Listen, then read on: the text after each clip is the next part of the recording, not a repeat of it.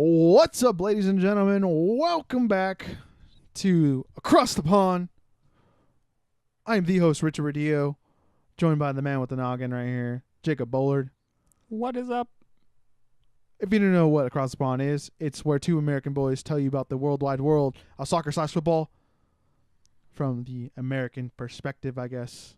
There's not a lot of Americans doing this, so let's get it. It's true. Let's get it. This week, we are going to review from the international break before, or this previous international break, week of games, which was match week 8. And then talk about match week 9, and then 2 big games in Europe. And then we're done. That's it. Let's do it. So, let's get into match week 8 from last week. We are going to be talking about the first game of the week, which occurred on that Friday, was Bournemouth. No, Brighton. What? Jesus. I was like, wait, goodness. I'm on the wrong day. Brain fart on that one. It was Brighton versus West Ham United. Brighton obviously won 1-0. Obviously won. Yeah, okay. Brighton obviously won with a goal in the 25th minute by Glenn Murray. Glenn Murray's having a lit year. This is true. So far. This is true. Brighton had 35% possession to West Ham's 65% possession. Brighton also had 9 shots with 4 on target, with West Ham having 17 with 4 on targets. Very much a Brighton win, but also was just them absorbing so much pressure and getting lucky. West Ham were really begging. I know Alknakovic had a chance at the end of the game where he probably should have put it away. Balbuena had a header where he should have put away. And Yarmolenko missed one that he should have put away too. He had like a 5 or 6 yard header, I think, that he missed. Yeah, and then I think even Felipe Anderson had another chance in there. So it was an unfortunate loss of 3 points, but a very big win for Brighton to snatch 3 points away. And they're really getting the value out of Glenn Murray there, for sure. Just putting goals away where he should be putting goals away, because if that was, Raheem Sterling or Romelu Lukaku, he probably would have missed that. You watch your mouth. Hey, man, I just throw Lukaku in there to make you feel better. Yeah, but see, everyone knows how wasteful Lukaku is. Raheem Sterling scored more than 20 goals last year. Okay. Yeah, so did Lukaku. We'll have to look that up. Okay, go ahead. Anyways, like I said, it was just a very unfortunate day for West Ham that day. It was just like a sneak away goal. That was really Brighton's best chance of the game, and it just happened to get behind and hit the back of the net. And yeah, that's pretty much it. That's all. That's the sum up that game. Yeah, another just disappointing loss for West Ham. I mean, they have had a whole run of those. I mean, they had the win against United, the win against Everton. Yeah, and that's, I think, their only 2 wins so far this year. So yeah, they've just. I love me some Manuel Pellegrini, but like at some point, like they're probably only a few points off relegation. Not that West Ham are gonna get relegated, but like they're probably only a few points above the relegation zone right now. Like, you gotta wonder like how long are they gonna wait? Yeah, I think they need to leave the door open for Pellegrini and just allow him to stay with the team for at least more than 1 year. I don't understand why you would sack him. It's just him trying. It would not be unheard of if they were to. Yeah, sack him. but that's just my thing. It's just, I don't think it would be a smart move to sack him. I think it's David Moyes did last season. Well, David Moyes came in wasn't there the whole season though. He came in for He didn't start the season? No, he started. He came in and replaced the Croatian Savic. No, Ibanic. He coached he managed the Croatian team in the last World Cup, not this past one, but the one before that. Okay, I'll take your word for it because I don't remember that at all. Yeah, because he got sacked. Because that's why West Ham was so bad in the beginning, and that's why they so Pyatt. Oh. I totally misunderstood what you were going with there. I thought you were talking about some dude that was manager between Ferguson and Moyes. And I was like, No, what planet are you from? I don't know what you're talking. No, you're talking about before Pellegrini. Yeah, you're talking about Slavan Bilic, Yeah, right? I don't know how you got a United or City. No, because reference I at was talking about like how David Moyes didn't last a year. but you. And then you immediately went into no, he was replacing this guy. Yeah, because he wasn't there for the full year. Because that's what you said. You said he was there for a year, and he wasn't. No, Moyes was not. What? Moyes was not at West Ham for a whole year. I'm not talking about West Ham. I was talking Yeah, about but United. you're saying he's not lasting a year when it doesn't make any sense to even bring that up. I 'cause was he wasn't- equating Moyes. Yeah, but Moyes at United yeah, to Pellegrini at West Ham. yeah, but this doesn't. No, that's dumb. What? That's dumb. It makes no sense. What are you talking about? We're moving on, ladies and gentlemen. Manchester United versus Newcastle. My Red Devils won 3-2. This was a miracle that they won this game. They should So have got 6 points for winning this game. Newcastle opened up the scoring in the 7th minute with Kennedy. I'm not going to say Muto is first name because I don't know how to pronounce that. He scored in the 10th minute, putting United down 2-0. But United responded by bringing in Juan Mata and scoring in the 70th minute off a free kick. And then Antonio Martial scored in the 76th minute, almost right after. That's the second goal, or the first goal. And then Alexis Sanchez from a Ashley Young cross scored in the 90th minute to seal the deal and get the 3 points. Manchester United possessed the ball 73% to Newcastle's 27, with 18 shots and 8 on target for United, and 13 with 8 on target for Newcastle. I almost turned TV off after that second goal. I was really close. What probably saved United in this game was probably Juan Mata by a mile. I think I look at that as our solid statistic where we literally created 0 chances, and then we put him on the field, and that's when we really started to attack.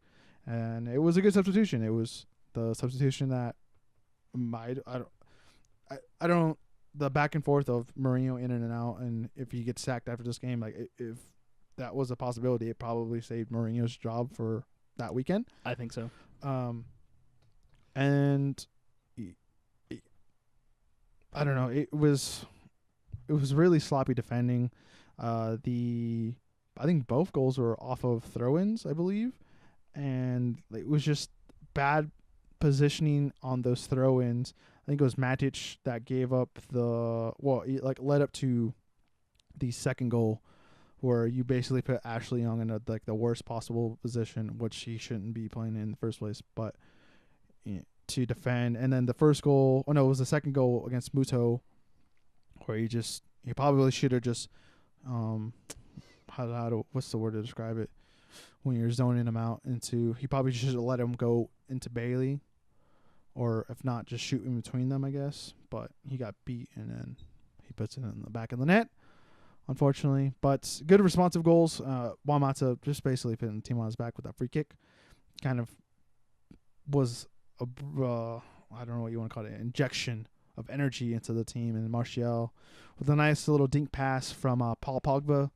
And then the lead up to the third goal was basically a United goal, just a cross. We were just crossing it. And that was Alexis Sanchez's first goal in a while. Yeah, because he's garbage. Since last year, maybe even? Last season, Yeah. maybe he might have scored in the Champions League in the first couple. Maybe not. I have to double check. Yeah, this game was basically a textbook definition of a tale of two halves. This was probably as bad as United have been at points this season, like in the West Ham game, or the Brighton game, or the Watford game. Other games where they have dropped points. The first half of this game was probably their low point of the season. I think they played really poorly. And then the second half was just a completely different team, especially following the Mata substitution like you were talking about. So I definitely think that this game saved Mourinho's job. I think that possibly even a draw still could have been it. Yeah. I know Rashford missed a couple of chances, so regardless... He did miss. I remember the header. He missed two headers. Yeah. There was not missed two headers. There were just two chances where he had headers and didn't fit in the back of the net. And Newcastle had another chance. I don't remember who took it, But it could have been 3-3. It could have been 3-0. It could have been a lot worse, but it ended up getting 3 points. I was like reading for school while this was happening. I was like, oh, well, it looks like we're going to have a draw. It was 2-2. It was the game about to end. And then I was like looking down, and then I saw the goal, and I was like, fuck, I missed it. God damn it. But anyways, let's keep moving. We got Watford versus Bournemouth. Bournemouth won with a big old 4-0 over Watford. I believe I picked Bournemouth in this one. I don't remember. That was too long ago. David Brooks with another goal by the young lad, scored in the 14th minute. Then Christian Calabasili. There's not an L in there. It's Cabasele, I think. There's an L in there. What? Kabasel. Sorry, I mean at the end. There's Okay. there's not an L in the beginning. We got an extra L in there. That Cabasele, I think, or something like that. That's okay. I'm just retarded. Got a red card, unfortunately. Straight red, I believe, maybe, or from what I remember, maybe. In the 32nd minute, and then that led to a penalty. It was a double yellow. Was it double yellow? Yeah. Was that the penalty or no? Because Joshua King got a penalty in the 33rd, and then scoring again in the 45th, and then Callum Wilson adding on in the 47th. Watford possessed the ball 47% possession, with Bournemouth possessing the ball 53%. 14 shots with 2 on target for Watford and 10 with 7 on target for Bournemouth. The first goal was basically like a straight counterattack. That midfield basically was nowhere to be found on that counterattack for Watford. That led up to the first goal, which basically could have not have went in. I think it was Joshua King that got that deflection, and then David Brooks took advantage of it and put it away. After that point, I mean, Watford could have came back, but after that red card, it seemed like it was just a downhill turn for them. Unfortunately, this was another good win for Bournemouth. It's 2 wins because they had the 2-1 win the week prior against Palace, and then the 4-0 against Burnley too. 4-0 loss against Burnley. So that's what I was going to say. Burnley, This is like 2 good wins for them following that really, really bad performance that they had against Burnley. Yeah, so offensively, it's starting to really. Joshua really King clicking. is having a really. Mm-hmm. He's their 3 strikers are like King, Defoe, which we haven't really seen too much of this year, and Callum Wilson, and like Joshua King has really established himself as like the number 1 choice, I think, this year. Because him and Wilson play up top together. Yeah, I know, but so King is playing much better than Wilson is, I think.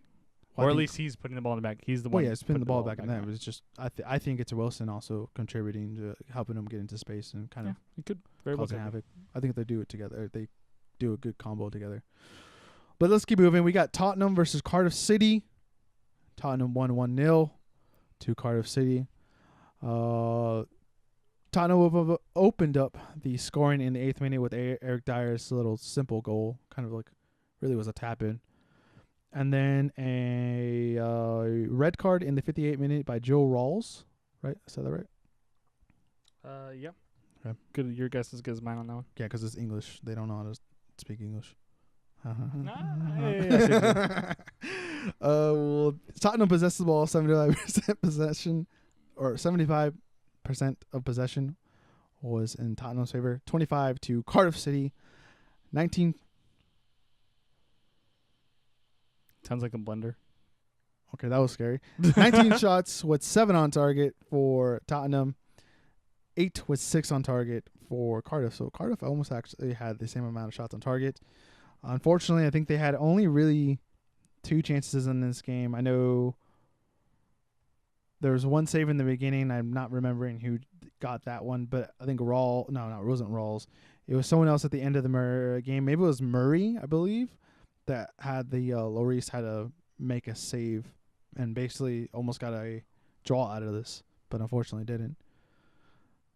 But yeah, that's all I can really take away. It was really kind of just Tottenham trying to find their way through after that Eric Dyer goal, but didn't get another goal. It was another game against bottom of the table opposition that Tottenham have struggled with. They had the 2-1 against Brighton about a month ago now, and 2-0 against Huddersfield. They've had kind of a shaky run of results for a while now. I think even though they've been winning a few games, like they lost to Watford, that goal right at the very end. They lost to Liverpool, then they lost to Inter in the Champions League. Barely beat Brighton. Barely got by Watford in the not the Capital One Cup, whatever it's called these days, Carabao Cup, stuff like that. So they've been, and they also they lost to Barcelona before this game. So I think maybe the Champions League is weighing on them a little bit. I think morale's also too. Yeah, just by losing those games, you're just like, oh, are we really that good? Yeah, so they've just been struggling to have the fluidity, I think, that Spurs have grown accustomed to a little bit over the last couple of years. Lucas seems to have cooled off. He had like a really hot start at the beginning of the year, like through early August, or like not early August, but like the beginning of the season in August, but hasn't really done much since. And they're not getting anything. I guess they probably just got Heung-min Son back because he was at the Asian Games. Yeah, so good. Obviously, they got the 3 points, but they're gonna definitely want to be playing better. And now they're behind the 8 ball in the Champions League. So yeah, welcome to the Europa League. Let's move on. We got Everton versus Leicester City. Everton won 2-0. The Everton attack was led by Richarlison with a goal in the 7th minute, which was an assist by Bernard, his Brazilian brother. Brazilian to Brazilian. Then Leicester City responded in the 40th minute with a Ricardo Pereira goal. I don't remember that goal off the top of my head, but they scored.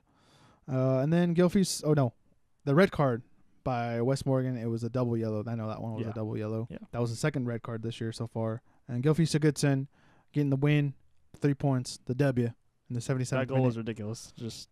That's the second time I think this year that he's just hit just like a rocket. What from like midfield? Seems like everything is really clicking for Everton, even though they barely kind of won this game in a way.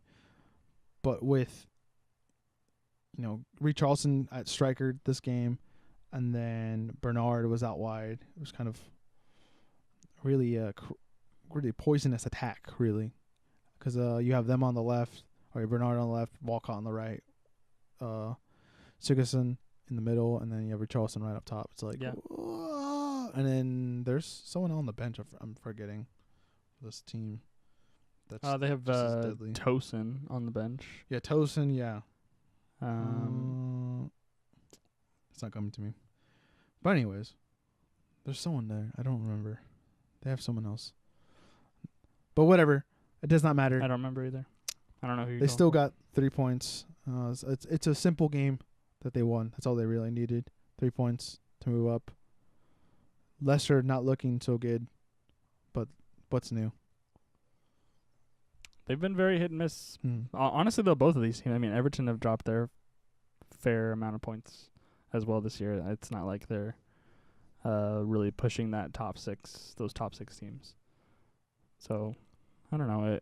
I think Everton definitely deserved to win this game, but hopefully they can, now that they have Richarlison back. I think this is his second game back since he returned, because he had a 3-match suspension for the red card. So this is his second game back, so hopefully they'll get a run of games together with like the same group of people. I think that'll really help them out. I think changing him to striker, because I know he played striker for Brazil in that international break, I believe. I think he did, yeah. So I think maybe having the two options between him and Tellson maybe might help them to be able to break down teams and to be better prepared. Yeah. To change it up, like, oh, we need to do this instead of that. You know what I mean? Yep. Stuff like that. Let's keep moving. We got Burnley, Huddersfield. 1-1 draw. Probably, I don't know. Not the boringest game this week. Probably not, right? No. I don't know. I would probably say the Tottenham game was the most boring game this week. Yeah, okay, never mind. Like the one early goal and then the red card, and it was just Tottenham sitting there. Yeah, Lucas got murdered on that card, or that red card, by the way. Oh my goodness, I felt bad. That was a dirty tackle, honestly. It was above the knees too.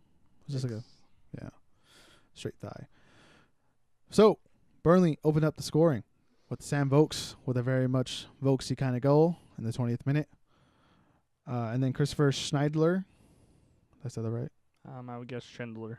I don't know how to read. Anyways, he scored in the 66th minute to draw it all up and to walk away with 1 point. Burnley had 32% possession to Huddersfield. Surprisingly, 68% possession, but that makes sense though because it's Burnley. 6 shots with 3 on target for Burnley, with 19 shots with 2 on target for Huddersfield.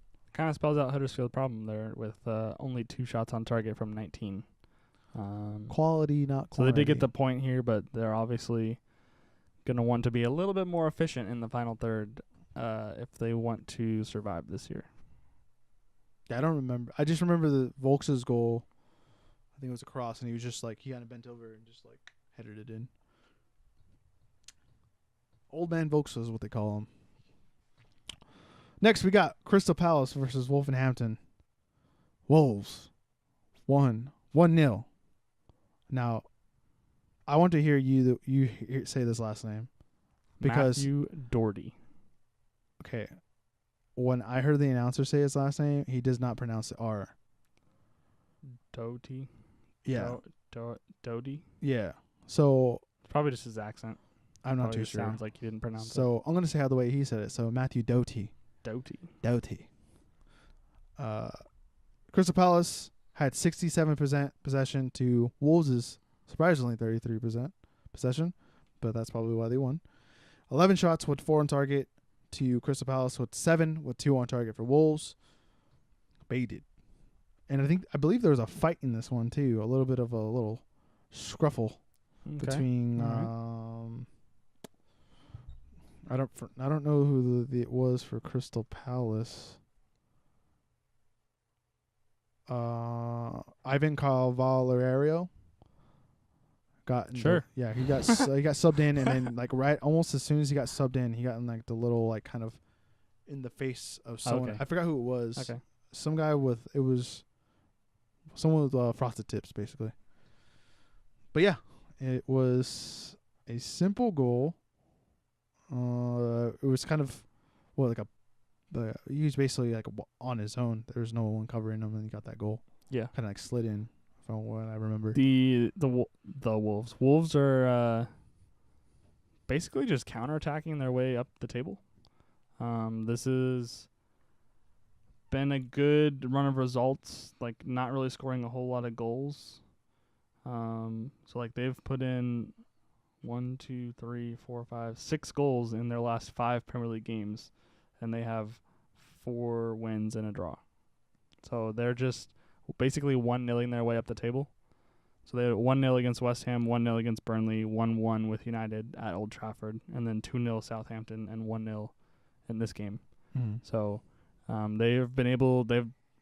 I'm sure they probably had the most clean sheets so far this year. But Patricio's doing a great job. He had Ray Patricio. save. He's probably the best goalkeeper on a non-top 16. Yeah, He's proving to be. He had the save on the free kick, and then he had the save from Meyer's little volley. Yeah. And then someone got lucky on no one getting in the end of a Zaha cross, like a low-driven cross. No one got on the end of that. Yeah, went clean through. Yeah. So, seems like he's doing a great job. Looks like Wolves are doing a great job. Yeah, for Wolves, basically they just have to play, like they don't even have to play good for the rest of the year, and they're probably fine. They, as long as, the wheels don't completely fall off, like they're safe, which is good for them for a newly promoted team to like get as many wins as you can early. And they've been and they also took points. They took a point from United, and they took a point from Manchester City. So they've had a really good run of results. Let's keep moving. Sunday's games. First game, Arsenal versus Fulham. Arsenal won 5-1.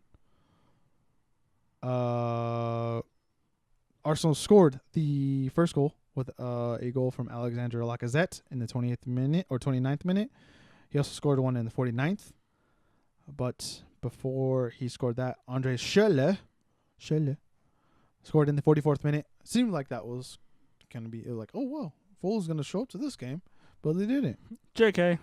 Aaron Ramsey and Pierre-Emerick Aubameyang scored 2 goals himself in the 79th and 91st minute. And Ramsey scored that goal in the 67th with a very much of a beatdown on poor old little Fulham. Fulham had 49% possession to Arsenal's 51. Fulham did have 21 shots with only 4 on target. and 9 for Arsenal with 7 on target. One thing I did notice in the lineup for Arsenal in this is number Ozil. Oh, that's true. I think they finally figured out that. Although I'm sure he was probably just injured, but Yeah. I think hopefully this game will kind of open their eyes to what this team is at least capable of without Ozil.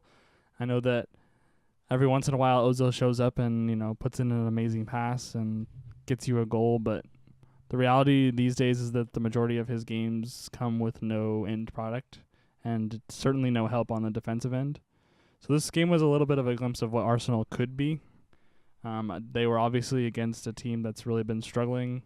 Surprisingly, I think struggling more. I mean, obviously they were recently promoted, like newly promoted squad, but I don't think a lot of people had them being relegated, even though they were recently promoted. And I think that they're struggling even more so than we thought they would.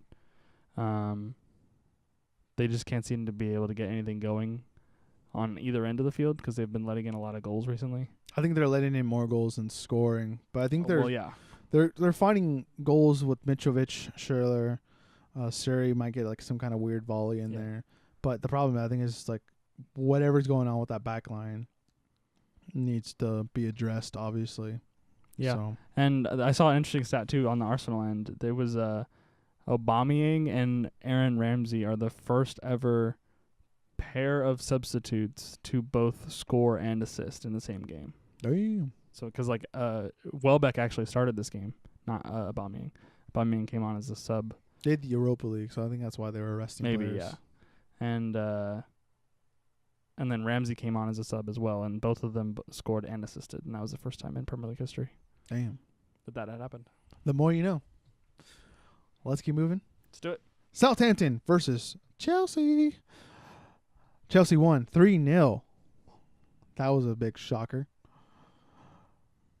Eden Hazard opened up the scoring in the 30th minute, followed by Ross Barkley in the 57th, and then Alvaro Morata scored in the 93rd minute to seal the deal that was already sealed by the first goal. Yeah, this was basically... Sorry, I'll let you do the stats. Go ahead. I didn't mean to jump ahead of you. It's okay. I was like, how dare you? 35% possession to Southampton to Chelsea 65. 15 shots with 6 on target for Southampton. 21 with 6 on target for Chelsea. Go ahead. I think that the first thing, now that you've read the stats, what would be worrying for me from a Chelsea standpoint is the number of chances that Southampton were able to create. But this was a pretty straightforward game, all in all. And the most important takeaway for me for Chelsea in this was Morata scoring at the end of the game, because I think that with the type of football that they're playing, if they have if they can, if that goal can somehow kind of spur Alvaro Morata back into form and to get a little bit of confidence, this team with a functioning center forward is just that much more dangerous. Yeah. They're not going to have to rely on Eden Hazard to be the sole creator of their offense. I think so. It's hopefully this goal from a Chelsea standpoint gets Morata going. Mm-hmm. Because I think he needs the confidence. It was his first. He's only scored 3 goals in the last 20 something games, or maybe this was his first in the last 20 something games, I believe. Wow. Yeah, he's been in a somewhat of a drop, but I think this builds up confidence. I still think Eden Hazard is going to be the spear of this attack just because of the amount of times he's going to touch the ball and the amount of space he's going to be able to get into. So I see him being probably the head of the spear. Ross Barkley getting involved. He had the assist in the first goal and then obviously getting one himself. He got an inform in FIFA this week. Hey. I don't know if it's a good card or not. It's an okay card. Regardless, it's a good one for Chelsea, and it's, kind of good to have someone else besides Hazard scoring goals. Yep, I agree. Let's keep moving. Let's do it. Last game of the week. What was the biggest game coming into the preview of this week? We got Liverpool versus Manchester City. Unfortunately, there was no goals scored in this game. But we'll get to that after I say stats. No red cards either. 49% possession going to Liverpool with 51 going to Manchester City. 7 shots with 2 on target for Liverpool, with 6 with 2 on target for Manchester City. Now, we get into the nitty-gritty. There's possible penalty on, was it Aguero? From Aguero. On him. To me, that was a penalty. It was very much similar to the penalty that was actually given from Van Dijk on Sane. Just basically whiffing on the ball and just hitting the player, obviously. And then the brilliant penalty kick taken by Riyad Mahrez, and he unfortunately missed it. Skied it. Gave a fan the ball. He did more than just skied it. He put that ball like way up. That goal needed to be twice as high. Yeah. For that ball to go in. It's unfortunate, and I know you were telling me this before we started recording on how it looked in like the videos, and then how he was apologizing to Gabriel Jesus. Yeah, Guardiola was after the game in the post-match press conference. Guardiola was saying that like when he went out on the field after the game, like he apologized to Gabriel Jesus for like taking him off the penalty. Or at least he took some accountability on that. Yeah, that's true. So, I am just while we're on that, I guess I'm worried. I don't want this to negatively affect, for me, more importantly, Gabriel Jesus. Like I don't want, because it really it was kind of a slap in the face. Like he's the striker. There was not really a more senior, obviously Gabriel Jesus is one of the younger players in the squad, but like there was not any traditional like senior leaders on the team that would be taking penalties that was on the field. So like historically over the last 7 or 8 years, it's been like Aguero, Yaya Toure took a lot of penalties. When we had James Milner, he took penalties, that sort of thing. Fernandinho's not really one to do it. And then like the front line at the time was Sane, Gabriel Jesus, and Riyad Mahrez. So yeah, don't get me wrong. I guess I think that a 0-0 result. If you had told me before this game started that like you're gonna go to Anfield, it's gonna be 0-0, you're gonna get a point, I'd have said thank you, have a good day, thank you for that 1 point, I'll take it. In the context of how the game played out, we should have beat Liverpool. Well, yeah, like 100% should have beat Liverpool because you guys decelerated really in this game. That's what also like what my next point was going to be, that this, in what I can remember since Guardiola has been our manager, this is the first game where I've seen this much respect for another team. The whole rest of the time, even the other games against Liverpool last year, like in the Champions League and in the league, it was, this is how we play, beat us, sort of thing. Like we're going to play the same way every single week regardless of who we're up against. And this was the first time where even in the press conferences, like you could tell there was a respect. Well, because like he slowed down the game to limit the counterattack. To limit mistakes basically, because he said that like no one's better than Liverpool at like capitalizing on those sorts of things. So I think it's not just a respect. I think it's just what has to be done more than what the respect is. I think Manchester City respects a lot of teams, and regardless of how they play, I think just finding out through this past year, wow, we can't play this, our style against them, and we have to adjust. And I think it's just reality hitting them to say, we need to adjust like other teams that adjust to other good teams. Yeah, that's really. And I know that just from watching like did you ever watch that City documentary that they put out on Amazon? No. From I know, or at least my feeling about this game is that the way it's going to be framed in the locker room is that this was a dress rehearsal for a Champions League, like a knockout stage Champions League game. So from that sense, like a 0-0 away from home is not really a good result, because a lot of if you watch the conversations in the dressing room after the games in that like documentary, a lot of the things he's talking about are, like, treat this like it was a Champions League game. Like if this was a knockout game, this is the situation we'd be in now, and we can't have that, like that sort of thing. So like that penalty miss was really big, just from that standpoint as well. And I don't expect Riyad Mahrez to be taking penalties anytime soon. He's now, I guess Guardiola said that he was doing really well on penalties in training. I think he missed 4 of his last 7. Oh, okay. Leading up to that, so now he's missed 5 of his last 8. Damn. And like that dude didn't ever. I better not see him take penalties ever again. Like, just no. Well, what can you do?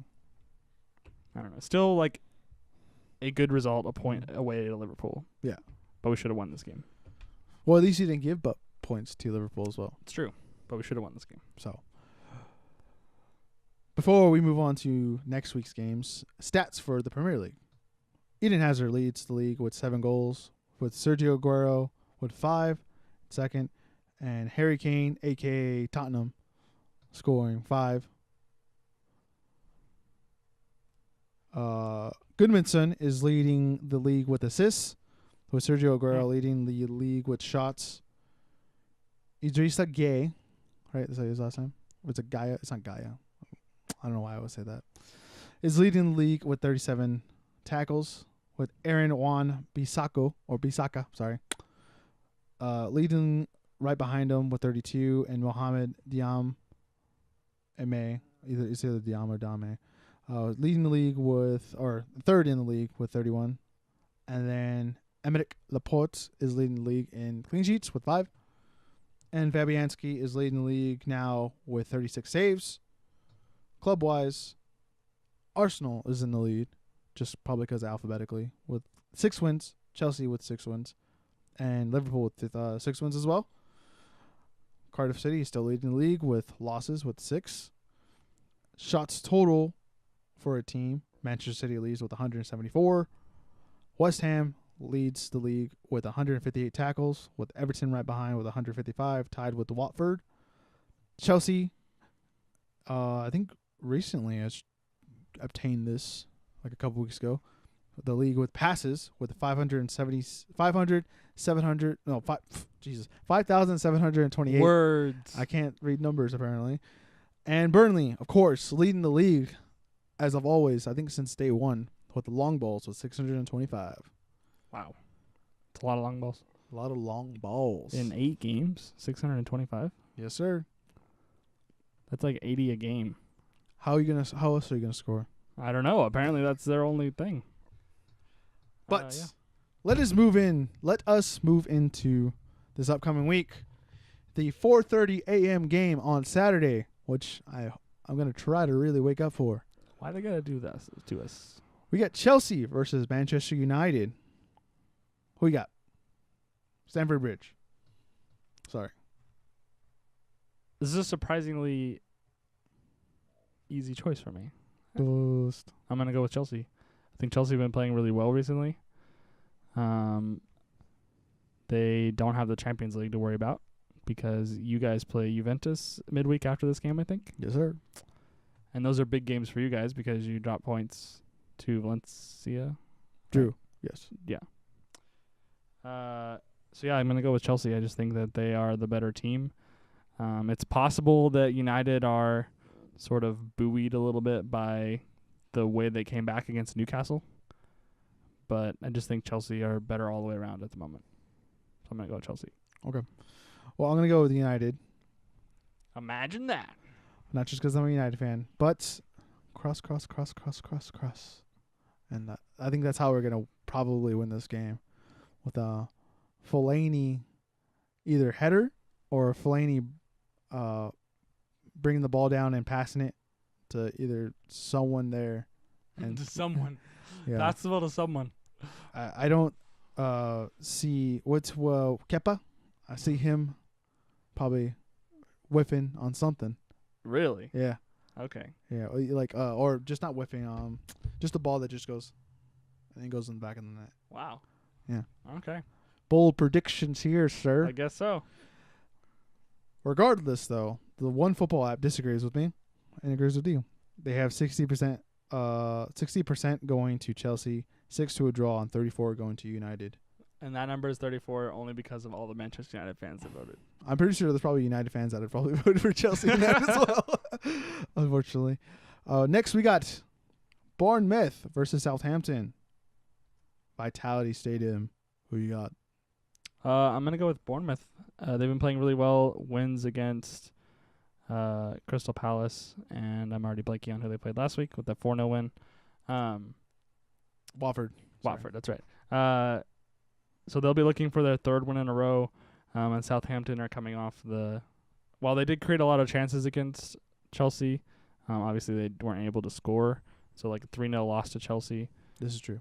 3-0 loss to Chelsea at home is going to be a little bit demoralizing. And so and Bournemouth are just on form right now, so I think I'm going to go with Bournemouth. Yeah, I'm gonna go Bournemouth too. I think they can really exploit that really fragile Southampton backline.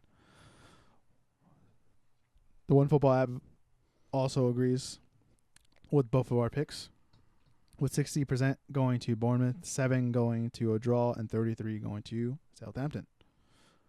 Next, we got Cardiff City versus Fulham at Cardiff City Stadium. Who do you got?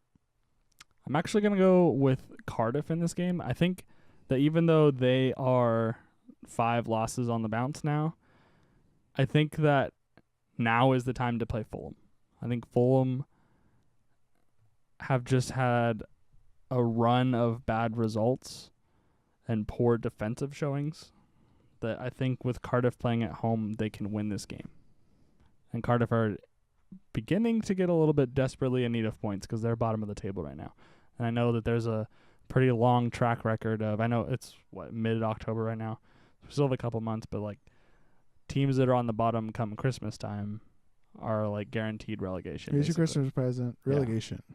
So they need to get themselves off the bottom quickly if they want to survive. And I think that they need to start winning games against other teams that are down there towards the bottom with them. And this is a perfect chance for Cardiff to get a win. Well, I'm not going to go with Cardiff. I'm going to go with Fulham on this one. I think they're going to bounce back from last week and be able to get some goals. I think Cardiff will probably get a goal. I think their offense is starting to get a lot better. I think they're being able to develop attacking like plays, I guess, whatever you want to call that. But I think Fulham's probably going to win. It'll be like a 3-1. That's why I feel in my balls. Okay. So the One Football app agrees with me. And it has 70% going to 70%? Fulham, yes. Good grief. 9 going to a draw and 21 going to Cardiff. All right. No love for Cardiff City. Cardiff, man. We got Wolves versus Watford.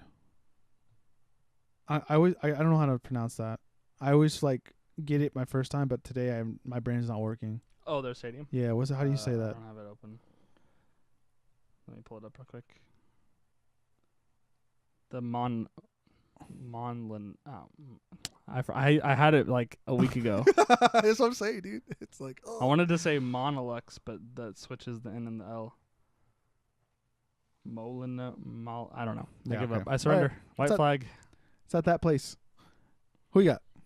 I'm gonna go with Wolves. Home game for them. Watford coming off the 4-0 drubbing that they got at Bournemouth.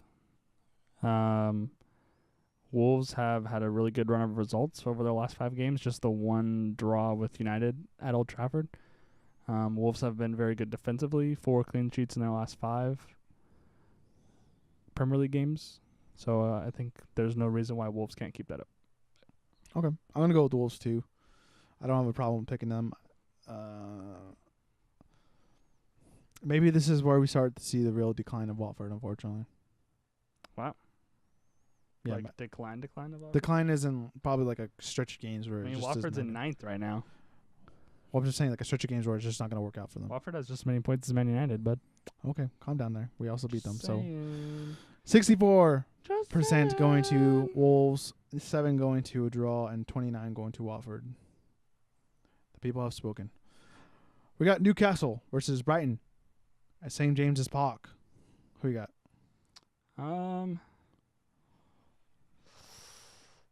I think I'm gonna go for Brighton.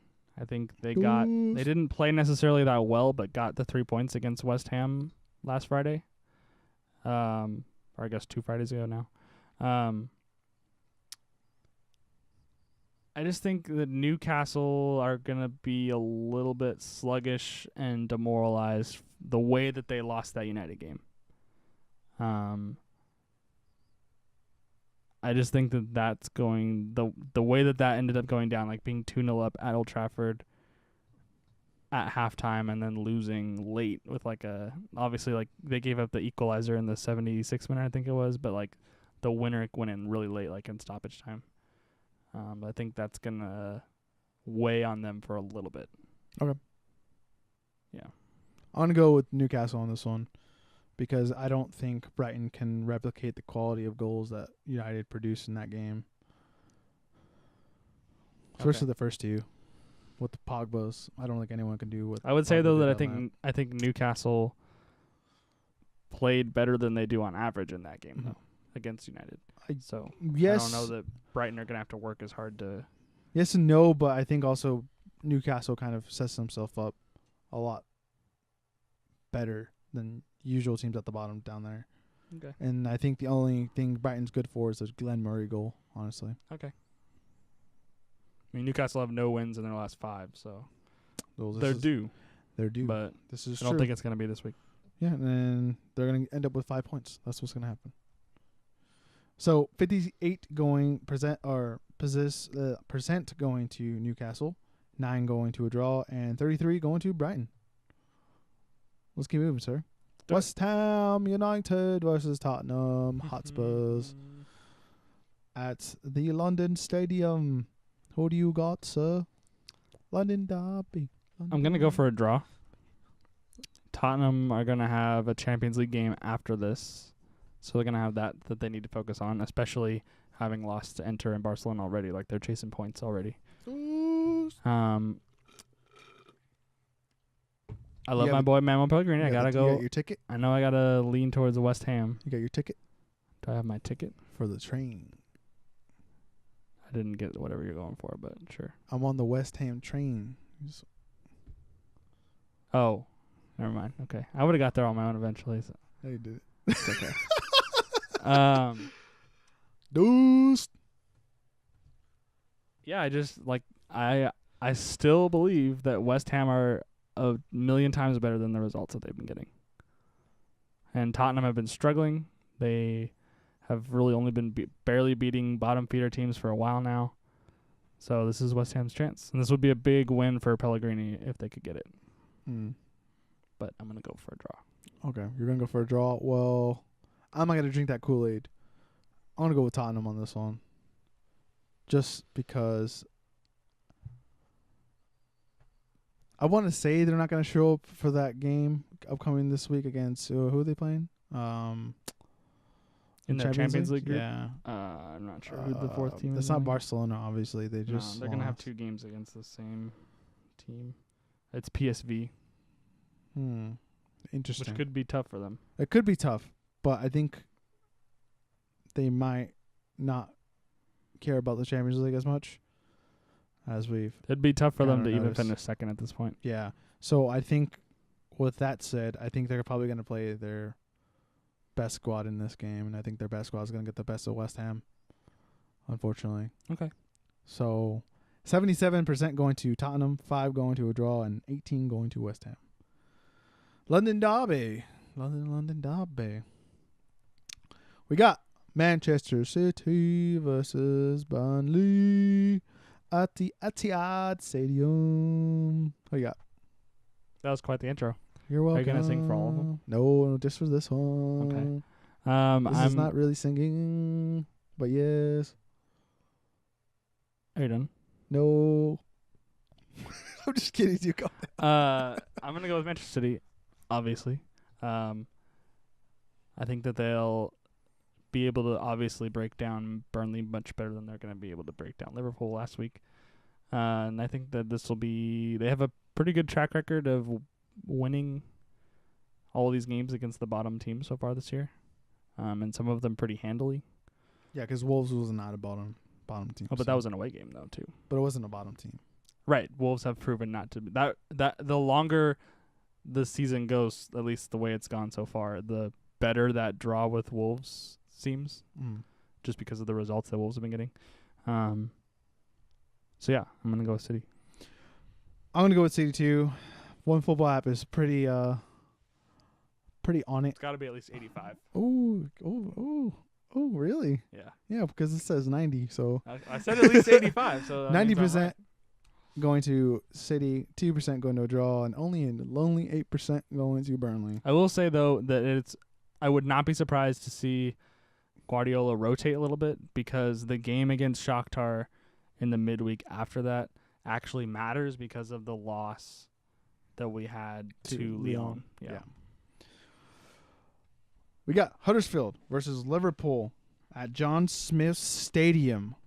Who do you got? Liverpool. I think it's very similar to the City game, like after that, the City Liverpool game that was there. Like both of these teams now playing bottom feeders, and I think both of them will kind of return to their normal, regularly scheduled programming of 4 goals a game. So I'm gonna go with Liverpool. I'm going to agree with you as well. I'm going to go with Liverpool, just like the One Football app has agreed with me as well. We're going to get, I think, probably 4. I think Huddersfield might get 1. I'm going to be nice. I'm going to give them 1. Okay. Liverpool has 91%. Whoa. With 2 to draw and 7 going to Huddersfield. 2 more games until we get into Europe. Well, I mean, we technically are in Europe, but regardless. Everton, Crystal Palace. Goodison Park.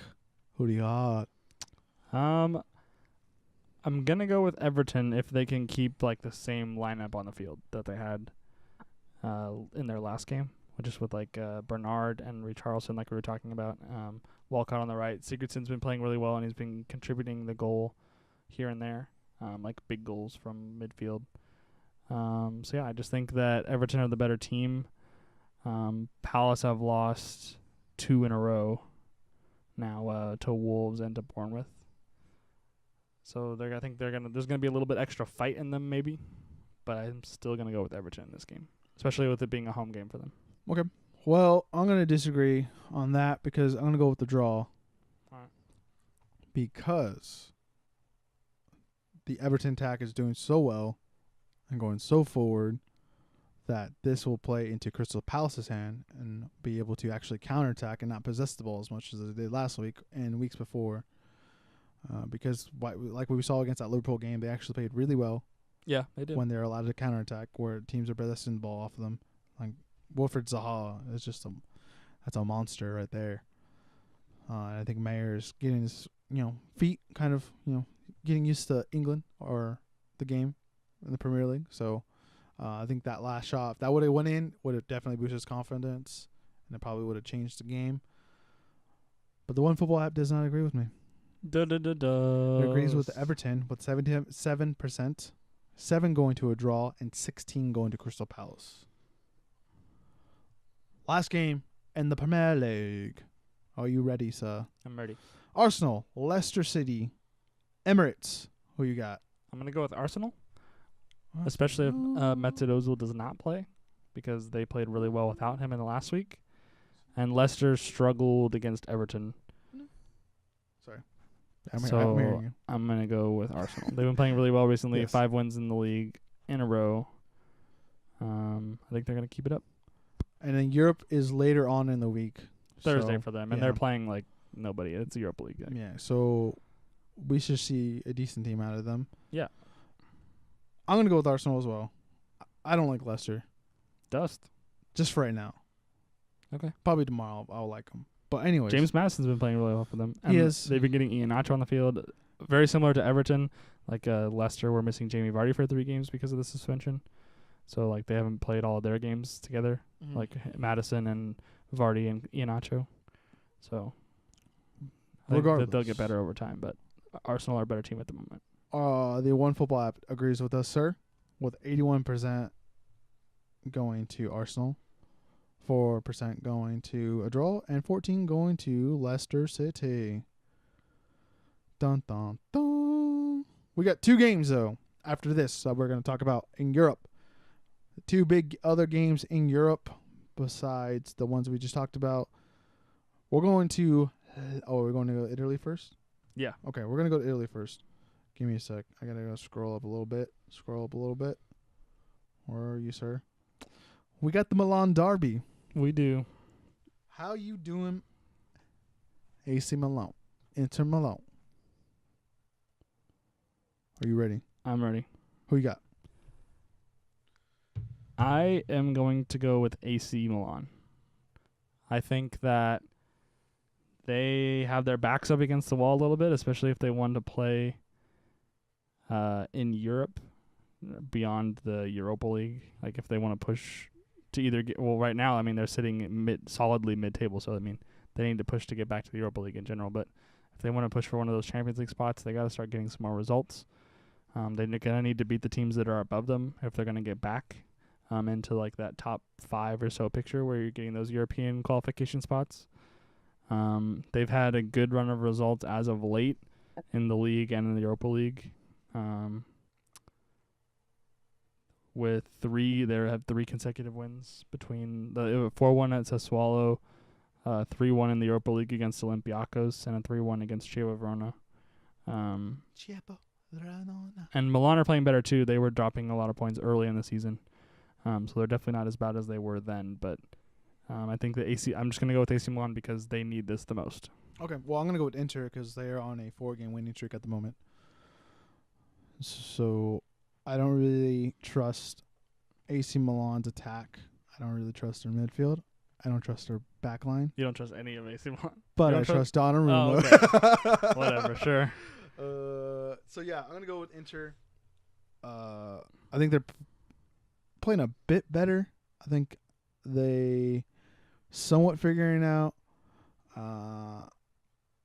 unless Higuain's probably might be the difference maker in this game.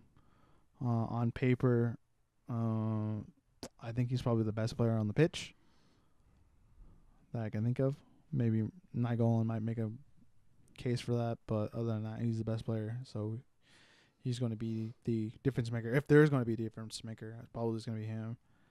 I don't really see a sloppy game, honestly. From what I saw with Inter and Sassuolo, I think it's going to be a pretty sloppy game. Okay. I mean, Icardi, yeah. I forgot Icardi's on Inter. But, yeah, he's another player right behind Higuain, but I think Higuain's better. But, yeah, I'm going to go with Inter. It's going to be like an Icardi bicycle kick from half the pitch. No, I'm just kidding. It's gonna be from half the pitch? Yeah. Zlatan style? That's Sweden versus England game? No, I don't know how it's going to happen, but I know Inter's going to win. Okay. But AC Milan's going to get one. Just one? Yeah, just one. Okay. So the One Football app agrees with me. Does not agree with you. 50% close. goes to Inter. 9 going to a draw. It's close. 41 I going like to it. AC That's Milan. as good as picking AC Milan to me right there. The fact that it's that close. But that is that. We shall fly across Europe onto the Iberian Peninsula, right? I don't remember where Seville is. It's Probably is up there somewhere, but I'm not sure. It's on the peninsula, though. Well, the whole thing is a peninsula. But yeah, that's what I'm saying. Iberian Peninsula. Okay, whatever. Sure. Okay, anyways. We got La Liga for you. Barcelona versus Sevilla. Who do you got? I am actually going to go for a draw in this game. Ooh, really? Wow. Barcelona have had a pretty, except for their win in the Champions League, like La Liga-wise, have had 4 consecutive games where they have dropped points. This is true. They're not playing well in the league. Sevilla are actually kind of more, not necessarily that Sevilla are playing that well, but by default, they're kind of top of the table right now. Just because like how many games that Barcelona and Real Madrid have been dropping points, which is very unusual for them. And it looked like early on that it was just, another season of Barcelona and Real Madrid, and then both of them kind of went on these runs of poor results and like kind of let the pack catch up to them, because now I think it's like Sevilla, Barca, Real, and Atleti are all within like 2 points of each other. It's Atleti and then Real. Oh, okay. So yeah, I'm gonna go for a draw. I just think, yes, Barcelona played well in the Champions League, but they might continue to struggle in the league, and it's a home game for Sevilla. So I'm gonna go with a draw. A draw? Yep. Well, I'm just going to disagree to disagree. Sure. I'm going to go with Barcelona. It's a safe pick. Because I know that Sevilla has had great form in the league, but they're not playing in Europe at all either, right? I don't think they're not. Maybe They're they're not in in the the Europa Europa League. Maybe. I am not sure. Regardless, they're still gonna win. If they are in Europa League, they're probably gonna win it. Just because by default. Anyways, I mean, Atleti won it last year it's because because they dropped out of the Champions I know, League. but And there's going to be Tottenham are going to drop out of the Champions League. well, it's And whoever falls from the Liverpool group. yeah, it depends on like their placing, but yeah, I get you. Regardless, I'm gonna pick Barcelona because my balls are telling me Messi's gonna get a hat trick in this game. So, Wow, a hat trick. Okay, fair enough. and if he does get a hat trick, my balls are right. Sure, I look forward to And they're you gonna be- proclaiming that. My balls are gonna be real hot. This is not the UFC, Oh, unfortunately.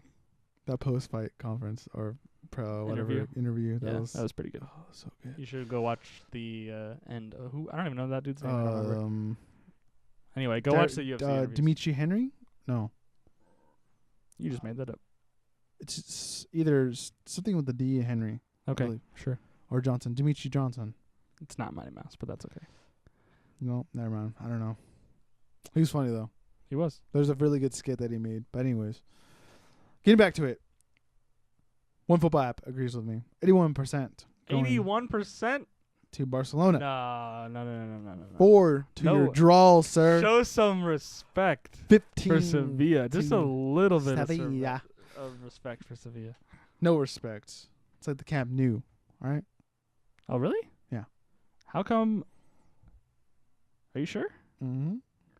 Because all the other. Oh, I'm still gonna go for a draw, but I did.